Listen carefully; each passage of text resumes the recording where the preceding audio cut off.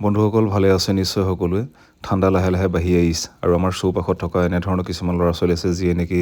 গৰম কাপোৰ এটা কিনিবলৈ মন গ'লেও পিন্ধিবলৈ মন গ'লেও তেখেতলোকে কিনিব নোৱাৰে ঘৰখন অৱস্থাৰ বাবে সেয়েহে মই আজি দুপৰীয়াটোত গাঁৱলৈ আহিলোঁ যিখন স্কুলত পঢ়িছিলোঁ সেই স্কুলখনত পঢ়ি থকাৰ ল'ৰা ছোৱালী কিছুমানক এনেধৰণে জেকেট আৰু চুৱেটাৰ বিতৰণ কৰোঁ আৰু এই জেকেটসমূহৰ ভিতৰত নিতাই পুখুৰী উচ্চতৰ মাধ্যমিক বিদ্যালয়ৰ শিক্ষক ভাই বন্ধু ভৈৰৱ গগৈয়ে প্ৰায় 6টামান দি পঠিয়াইছিল এই চেগতে মই তেখেতকো ধন্যবাদ জ্ঞাপন কৰিছোঁ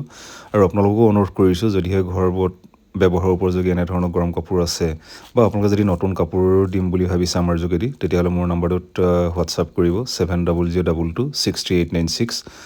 আৰু কি জানে যেতিয়া কাপোৰবিলাক দিওঁগৈ নহয় সেই কাপোৰ দিয়াৰ পাছত যিবিলাক কাৰ্টুন থাকে সেই কাৰ্টুনবিলাকো মানুহে ঘৰলৈ লৈ যায় আচলতে সেই কাৰ্টুনবিলাক পাৰি তেখেতলোকে ঘৰত থৈগৈ চাওকচোন মানুহৰ কিমান অভাৱ আছে